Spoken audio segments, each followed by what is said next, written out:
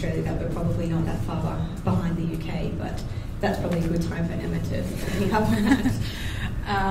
Can I just also pick up on the previous thing about touring and travelling? Yes, and of whatever. course. Yeah, I mean, I made a very ill-advised decision to, well, not an ill-advised decision to travel, but I spent 4 weeks in the UK, and I made an ill-advised decision to build my itinerary so that unlimited came last. That was probably one of the most silly decisions I've made, because by the time I got to unlimited I was absolutely exhausted. So some of the challenges around travel are really things that you don't think about, like the fact that I, several times had to argue about whether or not I needed a wheelchair in airports. I nearly got left in an airport lounge to fend for myself on one occasion, and that was in Australia, by the way.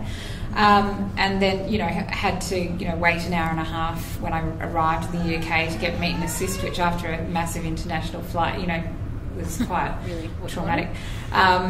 And just being in lots of different environments over a short space of time when I was tired to begin with was a bit challenging. I don't want to make it all sound doom and gloom, but I do think it's actually important to take those sorts of things into consideration when people are making applications, that this is not just, people being precious.